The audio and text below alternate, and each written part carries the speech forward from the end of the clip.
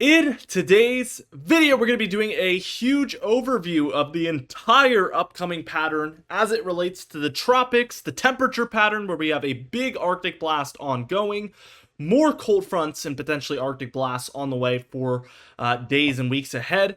Big storms around the nation, including some snowstorms for the Rockies, some minor snow events for the upper Midwest and perhaps the Northeast. So a lot to discuss today.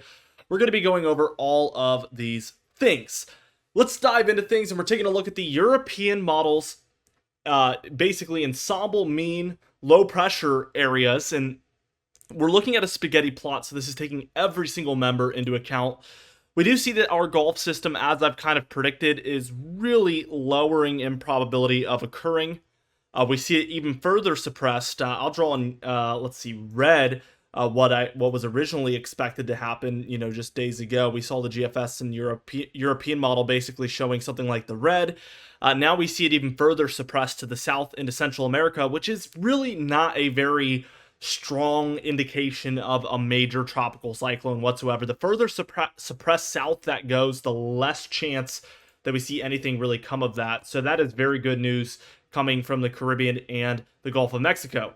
We do have a low out here in the middle of the Atlantic, and this one, there's a couple of interesting things. We see some of these kind of showing some northern curvature. We have a lot of them kind of showing it also get suppressed to the south here, but I wouldn't rule out anything in between, some sort of Gulf entry, some sort of East Coast that we need to watch. I've said it from the beginning, but this low out here is the one to watch, not the one right here in the Southern Caribbean. That one has never really been of too big of concern for me. I've mentioned it time and time again that, of course, anything's possible, but I just really never anticipated this one to be a major threat for the Gulf whatsoever, and that this one crossing the Atlantic, as unique as it is, and we don't see these, I've mentioned this many times, but we don't see these storms crossing the Atlantic very often this late in the hurricane season, so it is very unique, but this has always been the one to watch. And even this one isn't the strongest indication of tropical development that I've ever seen.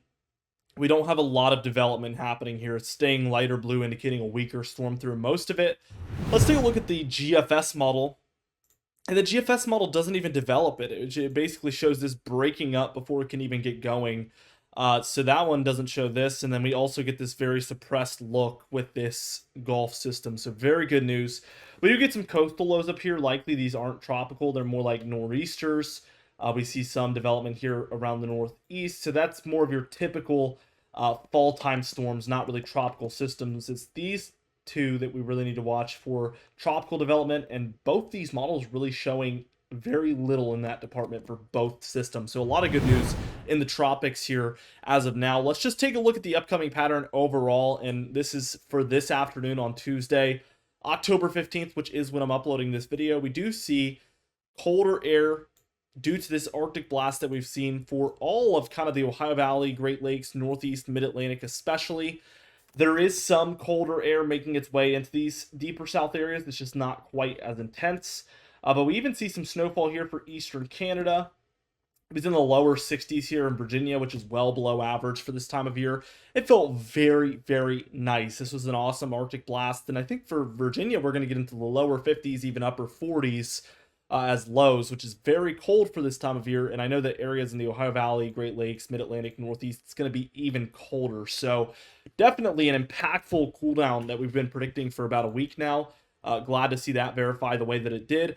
By Wednesday, we see this colder air kind of still lingering for the East Coast, but it is still beginning to kind of warm here over the Midwest, Ohio Valley, Southeast. It's really this East Coast area that is seeing most of the cold by this point. Interestingly enough, this is very on par with what we've seen throughout the past couple of weeks and even months, where the East Coast has held on to the cold the most, and the inland areas tend to warm up way quicker. We do see kind of the beginning signs of a cool down out west. We have a major storm system taking place out there, especially in the northwest and then the southwest of Canada here. We have a stronger low over western Canada, also over Montana. A little bit dry nearby that one for now. And we have heavy rainfall for the lower and coastal areas. And then for the higher elevation regions, we do have heavier snowfall happening due to this low pressure and overall colder air moving in. As we reach towards Thursday on the 17th, we get a couple of interesting things. Here's that kind of first nor'easter that those spaghetti models were picking up on. This develops pretty well offshore. You might get some wind along the east coast and maybe some showers, but this is well offshore, thankfully. We do see some stronger low pressure in eastern Colorado, also for nearby North Dakota. We have weaker low pressure even for southwest California. So what we're seeing is rainfall in these lower elevation areas and a whole lot of snowfall, especially there in Nevada, Idaho, Montana, Wyoming, Utah, Colorado. This is a full-blown Rocky Mountain snow event. Obviously, it's not widespread throughout the low, medium, and high elevation areas. It's more exclusive for the higher elevation, of course, as we are kind of early in the season. But it is a very decent one for this time of year. And as we reach towards Friday, it gets a little bit more intense. The low pressure is a little unimpressive. We do have 1,000 and something low pressure. I can't really see what it says, but in the 1,000 millibar range, and that's fairly weak. But we do have heavier snowfall for Utah, Colorado, and Wyoming, even a bit of Idaho perhaps, and then rainfall for areas further south and east than that, and even for some of the lower elevations. But a pretty major snow event. We will be taking a look at the total snowfall in a moment. Very interesting. These dipping lows is what I would go ahead and call it, where they kind of dip down, do this, and likely it's going to move to the north. These tend to be the most impactful central Rocky Mountain snowstorms because that wraparound leads to longer time periods of precipitation. Obviously, we know this, but a straight line is going to be quicker to move out than that curvature would be. So that curvature is adding to the snowfall totals pretty much. We do have heavy snowfall in Western Canada as well that you can see there again Friday afternoon here on October 18th. Let's take this towards Saturday, and it doesn't really do the full wraparound, so I kind of lied, but for future reference, those wraparound storms can be quite intense. It actually wants to kind of dissipate over the southern four corner states, so the low pressure center is probably somewhere in here. We have some snowfall for Arizona, Utah, Colorado, and even New Mexico. For Arizona and New Mexico, it's very early in the season, interestingly enough. And really, the cold air is kind of dying down out west. So we get to kind of a fork in the road moment here around the 20th of October where there's some variety in what can happen because we're at a flat jet stream state. We could see a cool down move eastward or westward here. We'll have to see what this model predicts as of now. So let's go ahead and check it out. Sunday, we still see a rather flat jet stream. However, we do have some storms moving into Western Canada, and I suspect that this will bring another dip for the West. I haven't even looked at this yet, today's model run at least, so let's just do it together. Monday evening, and we kind of see a little bit of a dip, not as impressive as I kind of suspected, but it's clear that there's a little bit more of a trough here across the Northwest than there is in the East, where we have a pretty much flat out ridge pattern taking hold. Some showers for the plains, some showers for the southeast, and especially in the northwest and western Canada there, where there is some wintry weather for the higher elevations and more northern areas really taking hold now by this point, with some rainfall showers for the more coastal and lower elevation regions, again, between Monday and Tuesday there. As we take a look at Tuesday afternoon on October 22nd here, we do have a weaker low south of the Hudson Bay, and if you guys have been paying very close attention, you would know that typically these bring about some cooldowns for the east when they cross over Canada like that. You can start to get a dip here into the central and eastern states. This is clearly a warm front look here to the east of that low, so a little bit of a classic setup. There is some cooler air for western Canada, which could hold things back a little bit. Let's just see what happens, though. Wednesday, and it does look like we get a pretty minor cooldown. I could see this being stronger in future model runs. 988 over eastern Canada is going to be a very strong low. Stretching cold front here, and likely a warm front out to the east of where we can't really see. We do have snowfall happening for northern Canada. Some precipitation lingering behind the low as well for Montana and North Dakota and surrounding states. We do get a little tiny dip there, as you can see, for the north. I would say, upper Midwest, Great Lakes, but nothing too impressive. And we really end up with a flatter jet stream, although everything's kind of moving southward. We do get kind of this type of a look. So it is flatter, but you can tell that there's a very mild trough centered over the more eastern and central states, which could bring about overall slightly below normal temperatures here in the central and eastern states, with a little bit more above average out west. That's kind of what that would indicate to me. Let's take a look at the total precipitation. And again, nothing too impressive in the east. It's still going to be rather dry, as we have been seeing. The northwest, though, in the southwest of Canada, highly above average. And also for a lot of the Rockies here, things are picking up. And then outside of that, really just the very southern area of Florida, like maybe the Miami and Everglades area, pretty exclusively as well. Let's go ahead and take a look at the anomalies, and that pretty much reflects what I just mentioned. I mean, we see the Rockies here, some of the Pacific Northwest, as well as Western Canada, and then the Everglades. Oh, I forgot Key West, the Florida Keys as well. Key West, Miami, Everglades, slightly above average. But if you're north of there, which, probably 99.9% of you are, you're drier than normal at this point. Now, I think I forgot to pull up the snowfall, so let's just do that together real quickly. Here we go. So let's just take a look at it. And as you can see, it kind of is just about what I was saying. We see a little bit for the upper Midwest, northern plains here, some flakes flying, but hardly anything. Same story for the Northeast, especially the Adirondacks, Green Mountains, White Mountains.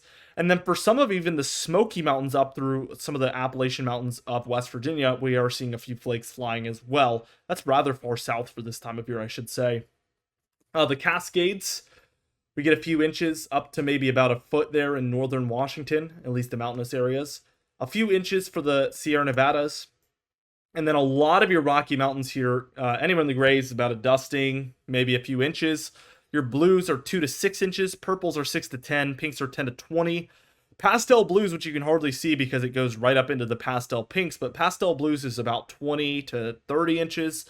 And then your pastel pinks, which we're seeing a lot of for southern Colorado here. There's a lot, so take it with a grain of salt, but that is 30 inches plus. Also for a lot of the mountainous areas of Western Canada, we have similarly very large amounts. So yes, we are drawing very close to the wintertime. We are beginning to see much more activity in terms of snowfall. Exciting stuff, for some of us at least.